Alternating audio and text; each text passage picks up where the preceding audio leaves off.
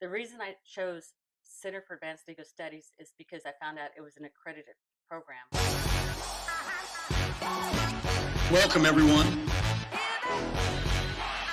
You are entering a field that you're going to be proud to be part of, and in which you can develop a complete career.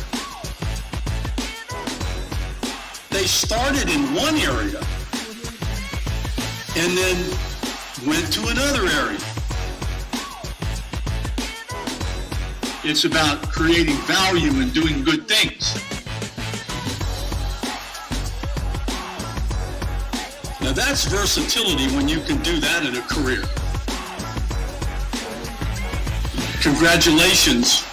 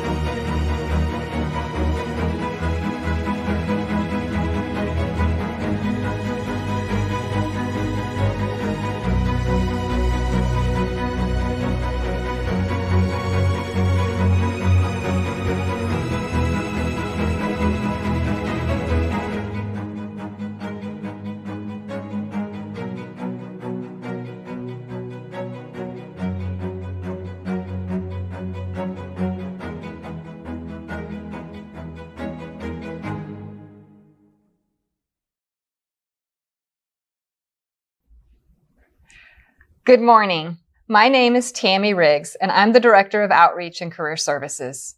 My role is to educate, advise, and connect students to opportunities post-graduation.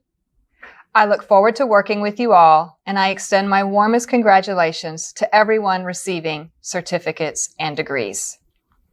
To the faculty, staff, and our online participants and guests around the country who have joined us for the webcast of this ceremony, thank you for participating.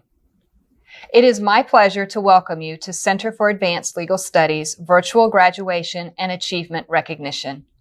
This is our 67th commencement since 1988. We have been supporting, encouraging, and molding paralegals for over 30 years. Recognizing student accomplishments never gets old. However, the joy it brings, particularly in these difficult times, means even more. It is easy to feel buried by our circumstances. 1 year into this pandemic and the world is still messy. Many have been touched catastrophically by this virus. It was not what any of us had planned. It's definitely an experience that will affect our lives forever, and it is a memory that we will never forget. But we are made from our experiences and our memories. So my challenge to all of you is not to feel buried by this situation. Instead, realize that the pain and heartache that has been piled upon you can still plant you in a way that will allow you to grow and prosper into who you are meant to be. Everything that you have been through up to this point makes you who you are, and the best part is you are not done yet. You have amassed experiences that will look good to a hiring manager, and you have taken classes that will give you the skills you need. You should feel a tremendous sense of pride. As you move forward and embark on the next big journey of your life, whether that's an advanced degree, the workplace, or something else, know that you had to face a multitude of barriers. You are all here today despite numerous setbacks and obstacles, and this will surely enable you to persevere stronger than ever. To the family, friends, and loved ones who have supported you, thank you for the encouragement you have offered, and in many cases for the sacrifices you have made. You have been a tremendous help, tolerating late nights of homework and studying as your graduates balanced jobs, family, and educational goals. We appreciate your support. In recognizing hard work, dedication, and overcoming obstacles, I would like to make note of the graduates with superior academic performance. To earn the LEX designation indicated in the slideshow, graduates must have maintained 95% attendance and a 3.9 grade point average. LEX is the National Honor Society sponsored by the American Association for Paralegal Education. Graduates with 100% attendance and a 4.0 grade point average receive an additional honors designation through CALS. CALS also recognizes our veteran graduates for defending the freedoms that we all enjoy every day. It is an honor to pay tribute to Shatoria Hunt, Nicole Rittner, and Teresa Chan. We are certainly thankful for your service and proud of you for it. Mr. Swanson began his legal career in 1971 as a candidate in the United States Air Force Legal Services Specialist Training Program. That would be paralegal to you and me. Mr. Swanson was trained as a court bailiff, criminal court administrator, court reporter, claims examiner, and investigator. Mr. Swanson served in this capacity until 1976 when his active duty service was completed. He was awarded the Air Force Commendation Medal for outstanding service in Asia. After serving in the Air Force, Mr. Swanson enrolled in the University of Florida in September of 1976. Go Gators! He graduated with his bachelor's degree in June of 1978, earning his 4-year degree in less than 2 years. Wasting no time, Mr. Swanson enrolled at South Texas College of Law and graduated in 1981 with his Doctor of Jurisprudence and began practicing law in Houston with a focus on maritime law, personal injury law, and labor and employment law. Mr. Swanson opened his trial practice firm in 1986 and expanded his trial practice to include criminal law and family law. He continues his private trial practice to this day. Mr. Swanson began teaching paralegal students at Center for Advanced Legal Studies in 1987. He was the very first instructor to teach at CALS, and he will have completed his 34th year of teaching just a few days from now. In 2000, Mr. Swanson was appointed academic dean and has served in that capacity for the past 20 years. All said, 2021 will mark Mr. Swanson's 50th year working in law and his 40th year as a practicing attorney. Mr. Swanson has educated, trained, and inspired thousands of paralegals at Center for Advanced Legal Studies and maintains contact with many long after they have graduated and started their paralegal careers. His no-nonsense approach, riveting lectures, and practical advice has long made Mr. Swanson a favorite of students. It is with great pleasure that I introduce Mr. Thomas B. Swanson, JD, Academic Dean, Center for Advanced Legal Studies.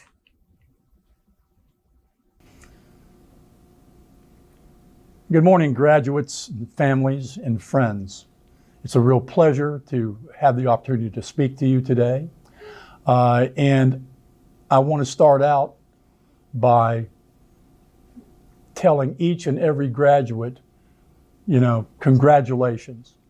You've accomplished something significant. And really, that's what makes graduation special. It's a long-standing ritual. Going back, interestingly enough, to the 13th century, in which achievement is celebrated. And I'm sure that your families and friends are incredibly impressed and proud of you. And so I wanted to add my voice to that. Congratulations to you. I wanted to make some comments today that I think you might find useful down the road. These are comments, suggestions, maybe even some stories. The first thing I want you to be aware of is that when you achieve something like this, when you graduate, new doors open. And you're going to be confronted with choices and opportunities, and that's great. What you want to do is make the choice and seek the opportunity that works best for you. The legal career field is wonderful in that regard. There are so many different kinds of legal employment. And you're going into a field which needs you. It doesn't want you, it needs you, okay? There's so much going on in the law today that it's imperative that we bring in more and more paralegals. One of the things a lot of people don't realize is that law is a dynamic thing. It is constantly being affected by the forces of new technologies and social evolution. So, for example, every time we create a new technology, then the people creating the new technology don't call lawyers and say, what are we going to do? We've got a new technology. It doesn't work like that. New technologies happen. And when they happen, many times there are some excellent results. Technology can be a wonderful thing. But as we all know, technology can be used for bad things. And so it takes the government time to identify those things, and then new laws come about. When I was first working in the law, terms like hacker, we had no idea what that was. We didn't know what social media was. We'd never heard of it before because it didn't exist. In fact, when I started in the law, there were no ATM machines. There were no cell phones. It was a different world at that time. And so my point is, as the technology has advanced, as social evolution occurred, by that I mean things like the fact that you have situations where you have female single head of households increasing beginning in the 1960s. So, things evolve from the two-parent family often, and it was critical that the mother, the female, oftentimes be able to work, and to be able to work full time. There was a time not that long ago where women were paid less, and the argument was, well, the thing is she's just supplementing her husband's income. Well, the world's changed an awful lot since then, and as a result, the laws have changed. The laws have been changed to help accommodate the ability of single parents to work. So that's what I mean by social evolution. Another example is, the same-gender marriage issue, which which has gotten into the courts, and there's been some major changes involved. So my point is law to some degree is always chasing its tail. And so the law keeps evolving and evolving. And it's critical that we continue to get new people into the field, get diverse people into the field, to help do what needs to be done. Now, when I say do what needs to be done, you need to understand that it's all about the client. It's not about the paralegal. It's not about the lawyer. It's about the client.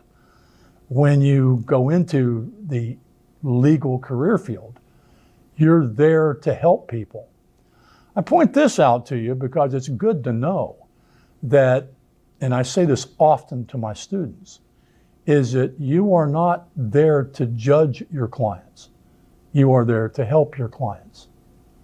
I make this point to you because having been a paralegal and having been a lawyer, I can tell you that one of the differences, there's a lot of similarities, but one of the differences is, as a paralegal, you don't get to pick the client. That's oftentimes done by the lawyers. Sometimes it can be done by, agency referrals or court appointments, but basically it's the lawyers that make these decisions and not the paralegal. So if you're going to go work in an environment and you are concerned about, what kind of clients would you have? Well, you need to think about that. So for example, if you work in criminal law, well, guess what? You're gonna encounter some criminals, while a vast majority of people that are prosecuted are not career criminals or dangerous people per se. Nevertheless, it might be something that you're very uncomfortable with. You would probably want to know that on the front end. So you need to think about these different situations that you might find yourself in. So if you're, for example, if you're interested in criminal law, you're going to encounter criminals. If you are interested in family law, well, you're going to see people in crisis. So it's important to give thought to what is it that you want to do? What is it that you want to happen?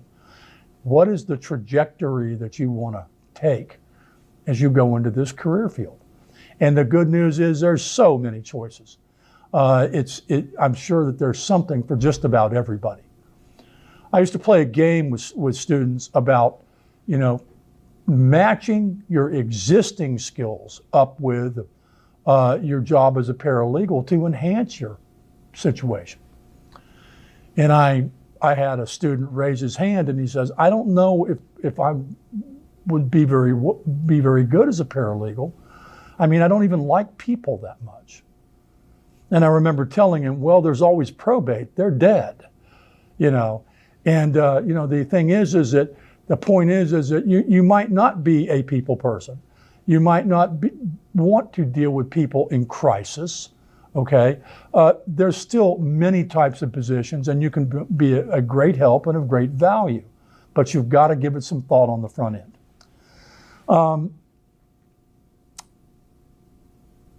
Now, I want to talk for a little bit about the job itself. What kinds of advice, suggestions I like to give people who are going into the paralegal field? And I have mentored a number of lawyers, and so I also say this about people who are new lawyers. First of all, make yourself useful. Try to find ways to make yourself useful. Many times when you go to a new job, there are natural trust issues. I mean, the affairs of the client are very important. So you might not just be given high responsibilities immediately when you start. That doesn't mean that you can't become helpful. I encountered this when I was a paralegal student, and It's hard to believe it was in 1971. And I tested along with a group of other people to see who would be selected to this paralegal program. And it turned out that I was the only one who didn't have a college degree. A couple of the other people that were ultimately selected had a year of law school. And not only that, I wasn't even a great high school student. But I did do well in taking tests. So I get into this training program, and I had never worked in an office before. I had no idea about the office environment. I certainly wasn't nearly as educated as everybody around me. And so you can imagine what it must feel like. I didn't feel insecure. I felt lucky, because there were worse jobs and worse situations you could get in the military during wartime. But I started thinking about the importance of being that I was going to be committed to 4 years in the military. I wanted to come out better than I was when I went in. And so it all started when I got the keys to the office. They gave each of the students that would be receiving education and training in the program, keys to a large, active law office.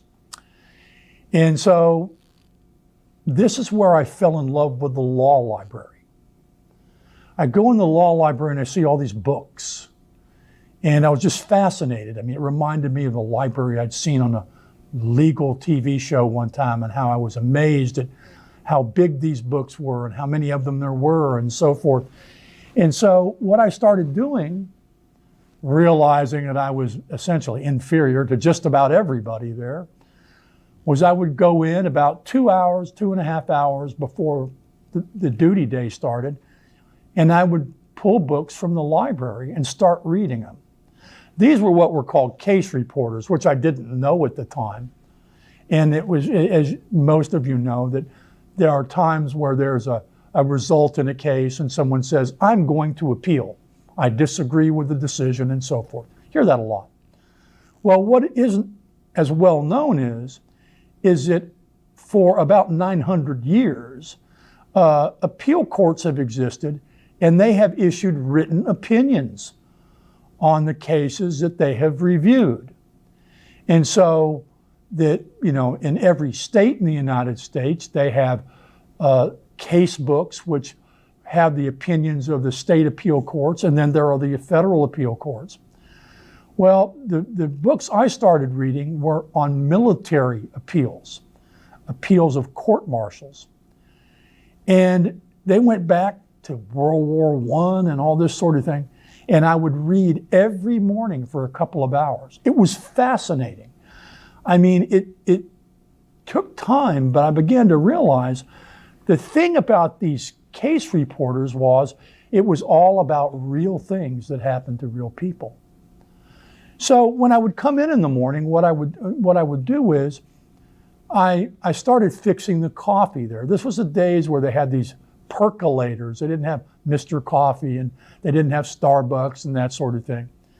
And I had learned as part of my chores at home to make coffee in the morning for my parents, and that sort of thing. And so in the morning I would get there and they had these huge percolators, and I would put on the coffee. Well, unknown to me, the people would come in the morning, and they would be kind of cranky because normally the coffee didn't get put on till about 7:15, 7:20 in the morning. But all of a sudden they started coming in and the coffee was made. And I was amazed at how it became a big subject of discussion. People were trying to figure out how this was happening. And then I got a little nervous, because I didn't know if I should be doing that or not. But I figured it out pretty soon. People were very happy with it. And then I went on to doing other things. When I got there in the morning, we had a thing called the confinement report. In the military, since there's no bail, you have to have a report every morning to the commander on who is in jail and why. And I started doing that. Well, there came a time when they figured out it was me. And I became instantly celebrated, beloved, and so on and so forth for something that was so innocuous to me. And that's the point. The idea is you, even if you are the new person there, even if you don't have as much experience as others, you can be useful if you make up your mind to do so. So just kind of a note. And years later, I benefited from doing that. My performance reports while I was at that duty station were all top notch. Later, I could rely on people that had worked with me to give me references. This became very important when I applied to law school back in the late 70s, because in those days, it was hard to get into law school. So all of this came back. It's a kind of serendipity, really. The idea that you have things that are positive that occur, as an unintended consequence of things. We usually think of the law of unintended consequences as something bad, like you buy a new sports car and then you find out that the insurance is really high. But it works the other way too, and that's serendipity. And what I've learned is that these unexpected positive results, that they actually aren't as serendipitous as you might think. It's a consequence of making good decisions and trying to do the right things and the good things. So when you get there in that first job and thereafter, try to find a way to be useful. There may be big payoffs down the road. Another thing, and this was something that I had to work on a lot when I was in training, is to work and play well with others. The idea is that when you get into an office, for example, it has its own culture. And there are offices they are very harmonious, where it's a kind of place where everybody wants to go to work that day. And so the point being, what the opposite is. Most people have encountered at one time or the other working at a place where they dreaded to go every day. And let's face it, with all the work you put in, graduates, and everything, you want to get into an environment and work in a type of work where you want to go there every day. And that's really what I think of when I teach, is I want to give people the skills to be able to go into any number of situations and be happy with what they're doing, to really enjoy it, to be really glad that they got into this career field. But you've got to learn to work and play well with others. My mother, who was a longtime secretary before I persuaded her to go to college, and she later became a paralegal. She was the master of how to be highly regarded in the workplace wherever she went. And for one thing, she worked hard to avoid conflict. She did not ever contribute to gossip. She listened to it, but she didn't contribute to it. And she was careful. She was cautious about discussing personal matters on the job, or debating issues on the job, or giving strong opinions about things that were outside of the work. She was a master at it. And the other thing was, if she could be of help to another person and they needed it, she always was happy to do it. I worry sometimes in today's culture that I've heard people talk about going off on someone. That is, doing things like just walking off a job, or having a tantrum, or that sort of thing in the workplace. This is not good. And if you're inclined that way, you need to give a lot of thought to the fact that you're working in an area where you're supposed to be helping people. Remember, the client is what it's all about. And sometimes clients may say things that you don't like to hear. It's kind of like if somebody's in the hospital and you go visit them. They're not at their best at that point. They're not fixed up. They're not well groomed. They're concerned about their condition. They're not feeling well. They have no privacy. So they're not at their best. Well, people in crisis with legal matters have the same situation. So my point is, it's not about you if you're representing clients. It's about them. And you're supposed to contribute to helping those people, not judging them. It's not your job. Good things sometimes take time. You know, one of the things about the world today, whether it's in law or anything else, is everything is faster. And we expect everything to be faster. I can remember being in a line at an ATM and watching someone get upset because it was taking more than 30 seconds or 40 seconds to get the money out of the machine. And I would get the grins about this and say, man, you ought to have seen what it was like before there were ATMs, where you had to go into the bank, you had to write a check, you got looked at with great suspicion by the bank teller, this sort of thing. And now everything is faster, it's more efficient, but some things still take time. It takes time to develop yourself as a top-line paralegal. It doesn't happen overnight. And so there's many ways to get where you want to go, but sometimes you just have to be patient. I remember I had a lawyer who worked for me. He came into the office one day and he wanted to talk to me about getting a raise. And I said, okay, have at it. Tell me what you want to tell me. And he said, well, I've been here 6 months. And I said, well, okay. Is that it? Are you a net plus or a net minus?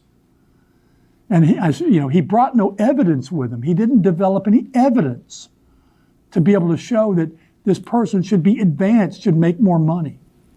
And finally, he said to me, well, I found out that there are paralegals in the firm who are making more than I am. Now, keep in mind, he had graduated number one in his class in law school, which I could care less about. And I said, well, his name was Ronnie, and I said, well, Ronnie, that's true. I don't usually talk about what each person makes, but that is true. And the reason that is true is because they're more valuable than you are. There's many ways to create value. And if you are the person that always, finds a way to contribute, gets along with the clients, gets along with coworkers, is willing to help their coworkers, that it's the kind of person you don't want to leave the workplace. That's a value, and that's how you move forward and how you have a trajectory for a great career.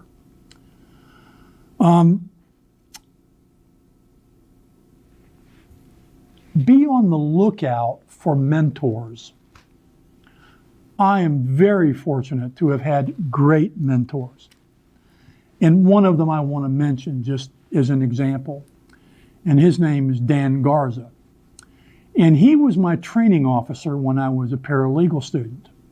And basically, there were training officers assigned to monitor the progress of students in terms of their studying, their testing, their on-the-job training performance, and so on and so forth.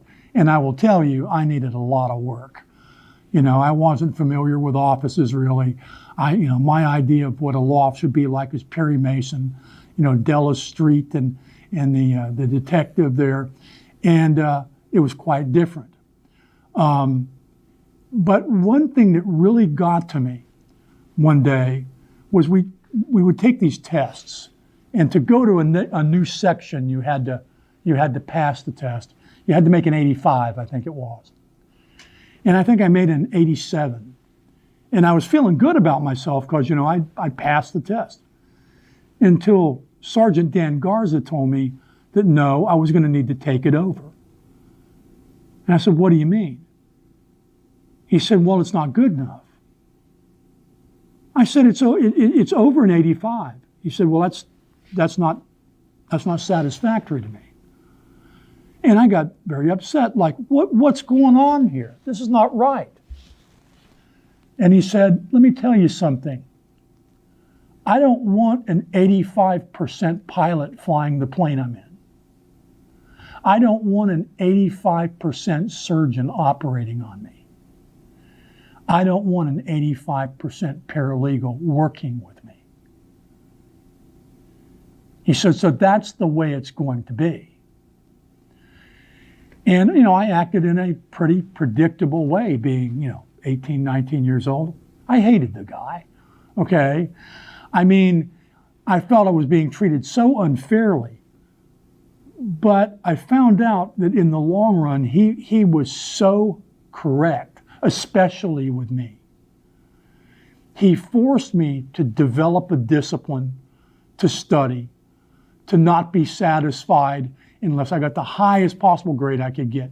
Not based on complaining to get a grade or chiseling to get a grade, but having to pass an objective test. And as a result, I ended up doing much better in the paralegal field than I ever dreamed that I would have.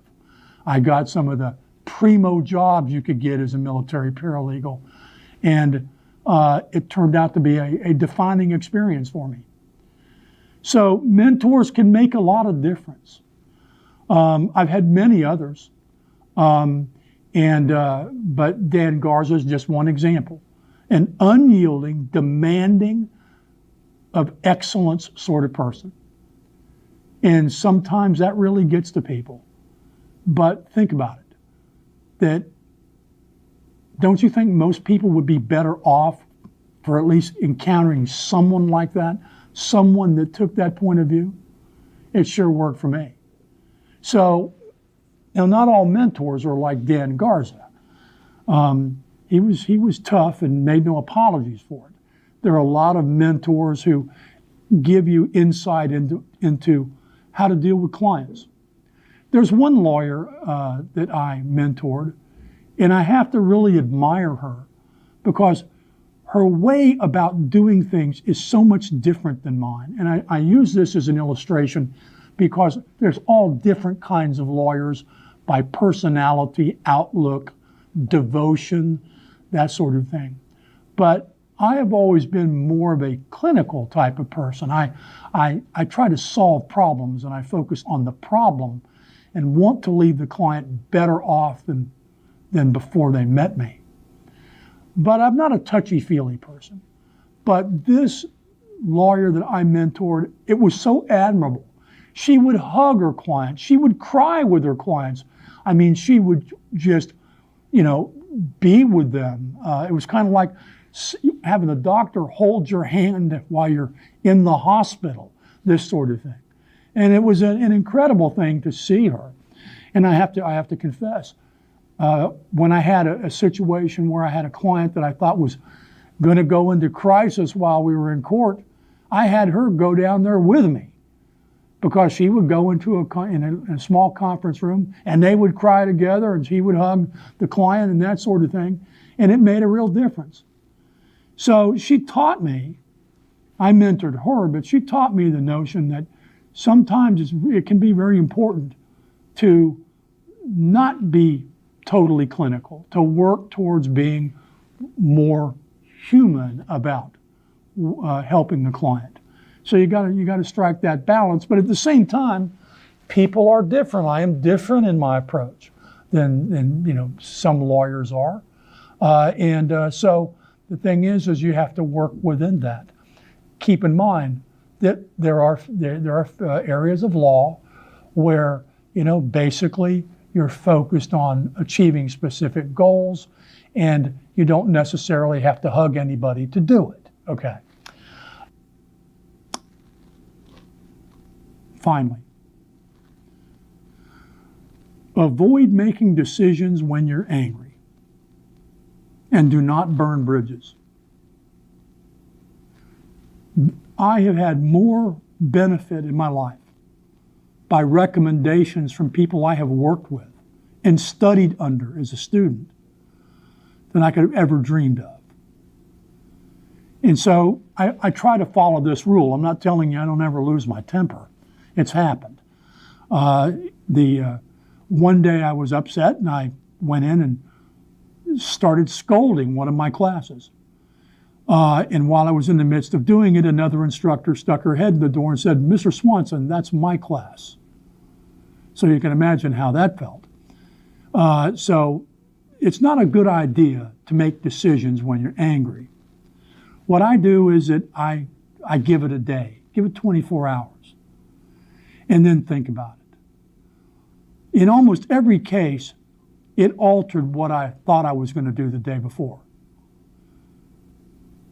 I hope that these suggestions and commentary have been useful to you. I wish you the greatest of luck. And I want to conclude with this. You have been achieving at an exceptional time, and many of you under very difficult circumstances. The pandemic that we have faced, the difficulties and uncertainties and worries and family members who have been affected and all this, I can't even begin to imagine what some of you have gone through. So a special congratulations to you for achieving in a time in which it was very difficult to achieve. Good luck and God bless. Thank you, Mr. Swanson. At this point in the graduation ceremony, we present a plaque to our featured speaker, thanking him or her for their time and expertise in addressing our graduates. This is usually a 30-second presentation. But first, I want to share some background information with you about Mr. Swanson that I think you will enjoy. I can't promise that what I'm going to tell you will hold up in court, but it is how I remember it. It was early 1987 that Mr. Swanson answered an ad we put in the Houston Chronicle looking to hire an instructor for our newly licensed paralegal college. We had interviewed quite a few attorneys already, but couldn't find the one we were looking for. Then, Mr. Swanson came in for his interview, and he was impressive. I remember him saying early on in that interview that he really did not like school, and when his buddies went off to college, he needed to find something else to do. There was a war going on. The draft was in effect. So he decided to enlist in the United States Air Force instead of waiting around to get drafted. In the Air Force, things changed. During basic training, he said he came across a sergeant who was trying to find recruits to enter their paralegal training program that was about to start. Specialized training in the military is among the finest training in the world. This piqued his interest. There was a stumbling block, though. They required a 4-year degree to be accepted into the program. Fortunately for Mr. Swanson, many who had earned a 4-year degree during that time were shying away from the military, and they couldn't fill up the class. So after taking a battery of tests, he was awarded a remaining seat. He said the training was rigorous, and the great thing about it was that the students didn't have an option to not learn. He loved it. At the end of the 1-year training program, he was ranked #1 in the class. Commendations and award ceremonies followed. Remember, he was the only one who didn't have a college degree. For most of us, excelling in an environment like that, under those conditions, could have been a career highlight. But for him, he was just starting. After 4 years in the Air Force working as a paralegal investigator in the Far East, he set his sights on becoming an attorney. Upon discharge, he was honored with 48 months of the GI Bill benefits to help him do that. And he did. He spent under 2 years at the University of Florida to earn an undergraduate degree, and then was on to South Texas College of Law to learn his doctorate in jurisprudence. The 48th month of the GI Bill covered the cost of taking the bar review course and sitting for the bar exam. Incredible. I asked him why he's applying for a teaching position. He said, I'm an attorney. The more opportunities I have to stand in front of a group of people to sway them to my way of thinking, the better attorney I will be. We found the instructor we were looking for. Mr. Swanson came in 2 weeks before our first class was scheduled to start and designed his syllabus, course outlines, and lesson plans for each class.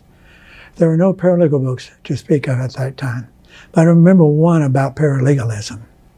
It was more than an inch thick, small print, and no pictures. On February 23, 1987, our first class started.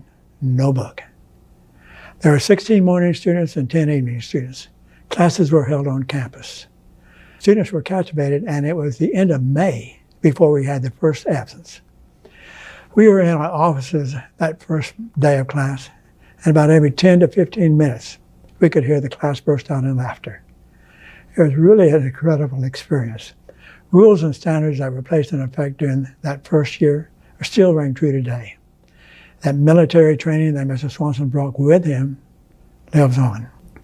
All of you in this graduating class had many highly qualified instructors that you raved about in your course reviews. They are carrying on the foundation Mr. Swanson set those many years ago. We know that combining outstanding instructors with really bright students, like yourselves, usually works out pretty well. What I remembered about those early days was not only said to recognize Mr. Swanson, but also to compliment each of you for the terrific job you did in successfully completing a paralegal program of this stature. You should be proud of your accomplishments, and certainly humble enough to thank those who stood by you as you progressed through your program. Good job, everyone. We want to thank Mr. Swanson for the enormous contribution he has made to the success of Center for Advanced Legal Studies, and to his graduates, and to the legal communities we serve. He has been a pillar in our traditional on-campus classes since our inception. But I noticed on the schedule, he is scheduled to teach criminal law online next term for those of you moving to the associate degree program. So it's time to get back to the 30-second presentation. Mr. Swanson, please accept this plaque as a token of our appreciation for addressing our graduates today and for the many years you have dedicated yourself to the legal profession and to preparing our graduates to excel as legal professionals. You have made a difference. Thank you. It is my pleasure to provide individual recognition to each of our graduates. They leave us today with credentials that will never expire, and they have earned permanent membership as CALS alumni. We will first acknowledge the graduates who are awarded a paralegal certificate.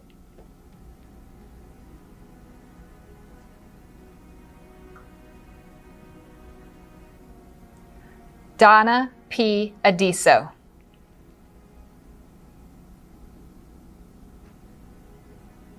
Flor Marina Aguilar, Achieving Lex.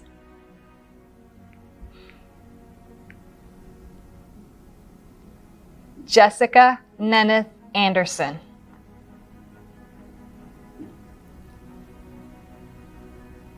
Kimberly Avina.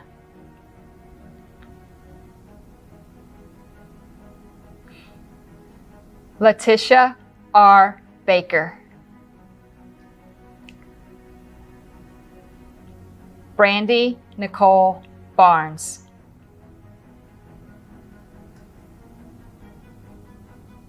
Emily Springs Beckett.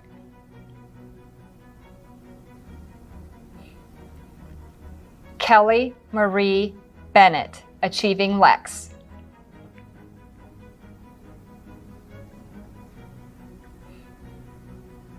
Topacio Boyd.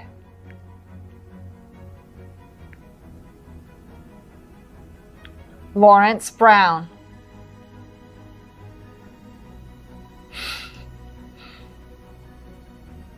Kara Elizabeth Cabot, Achieving Lex and Honors.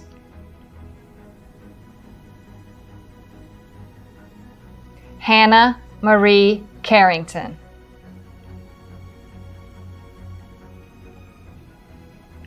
Ashley Tracy Ann Carswell.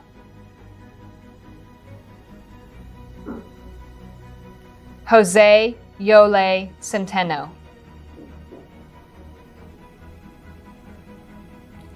Kimberly Chavelas Campos. Lakeisha A. Collins, Achieving Lex.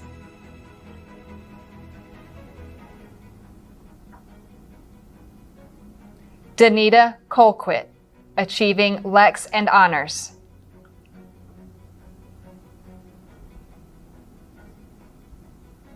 Rhonda Daniels.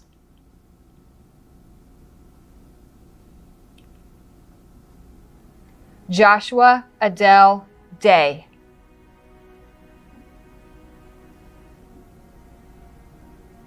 Darius Dyer.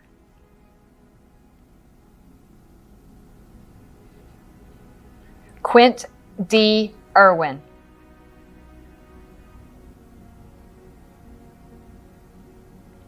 Michelle R. Freytag, Achieving Lex.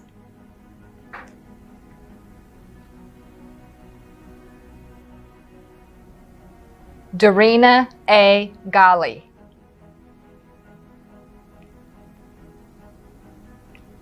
Maria E. Fajardo Gonzalez.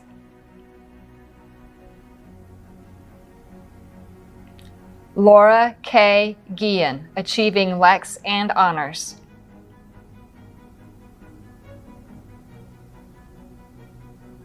Laura Caitlin Guthrie.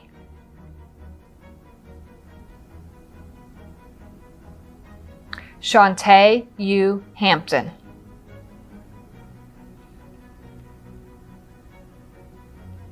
Betsy G. Hansen.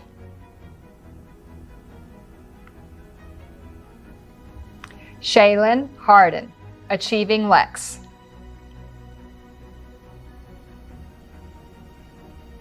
Bishara S. Harrison.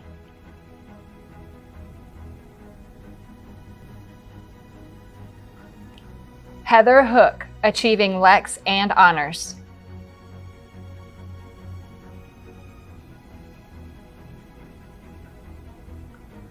Kalana Nicole Hudgens, Achieving Lex and Honors.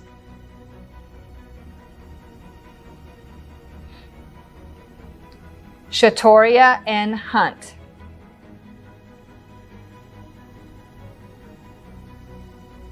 Rosal Nori Hussein.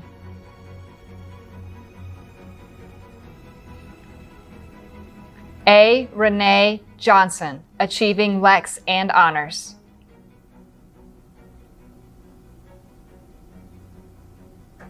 Christy Lynn Johnson.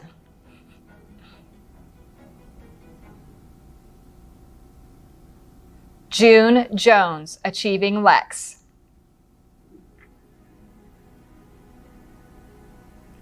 Lakeisha Melissa Jones.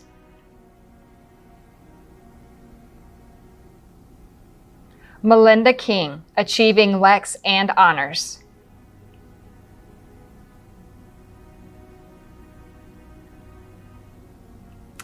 Ashley Nicole Klinger.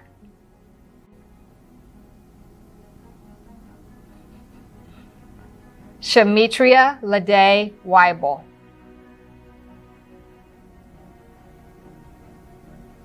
Anita Lazrado.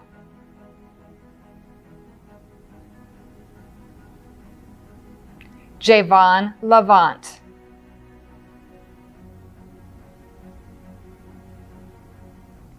Amanda Lynn Luera, Achieving Lex.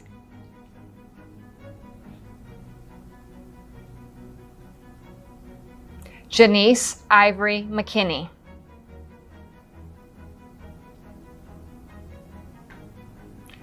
Samantha Jasmine Montoya.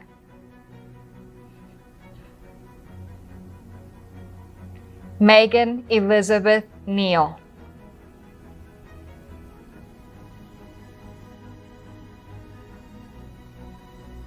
Stephanie Gomez Neville.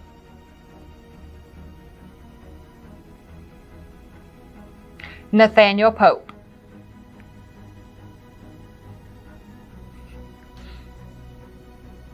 Jasmine Qualls.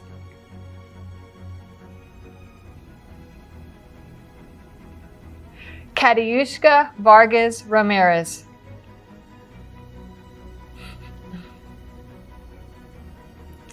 Hema Ramnarine.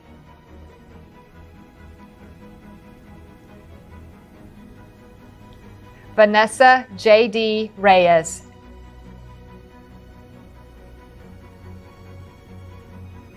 Hannah R. Scobie Jordan, Achieving Lex.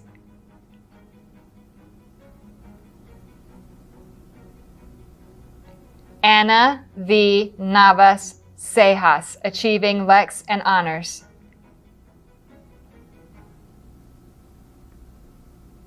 Beulah Malad Sikiang. Emily Ann Stockdale. Erin Nicole Tate.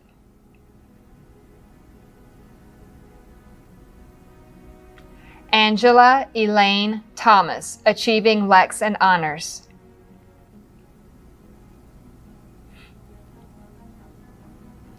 Lindsay Sydney Thomas, Achieving Lex.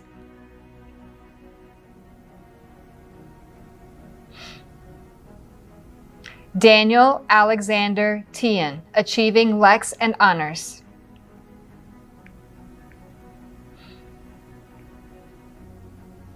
Megan Tillman.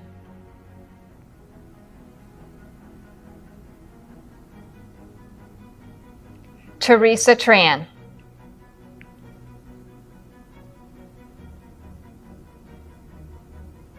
Henry Vernon, Achieving Lex and Honors.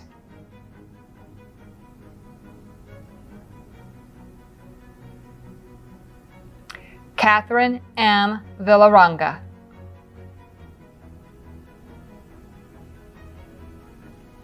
Mercedes K. Watler.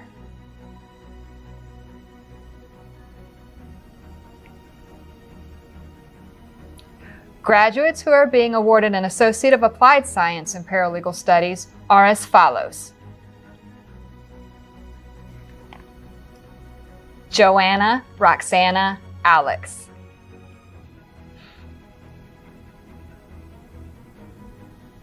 Connie Louise Bernal.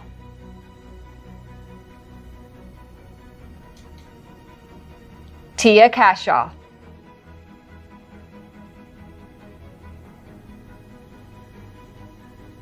Kristen Myra Contreras.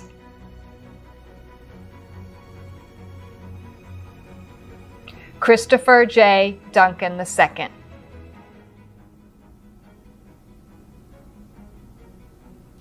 Kimberly Diane Fountain.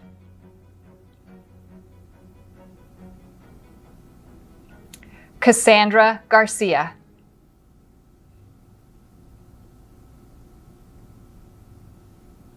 Allison K. Green, Achieving Lex. Elizabeth Heflin, Achieving Lex.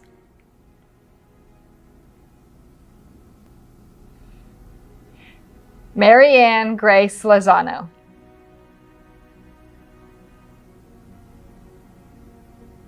Courtney Mouton.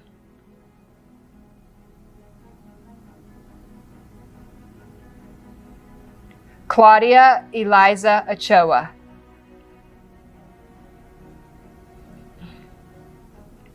Afton Elizabeth Pearlstein, Achieving Lex.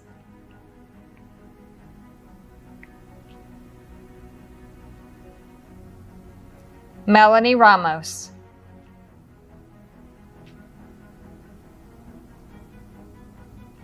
Cindy Karen Rico.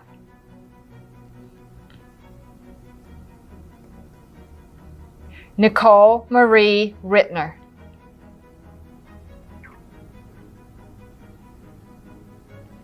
Matthew J. Slife.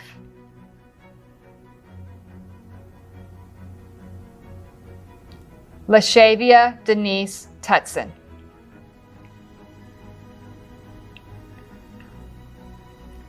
Kathy Irene White.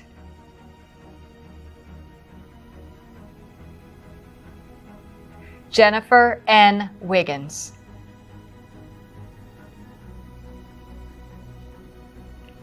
Patricia Sherelle Wright.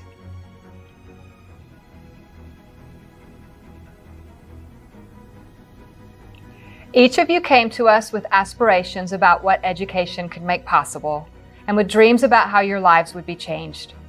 Our hope is that you remain steadfast in the knowledge that your training, the relationships you made, the learning you achieved, and the experiences you had during your time at CALS will serve you well. Thank you for participating in our 67th commencement. We congratulate each of you for completing your studies and earning your certificates and degrees. We hope you have many more happy achievements and extend our very best wishes for your future success. Congratulations.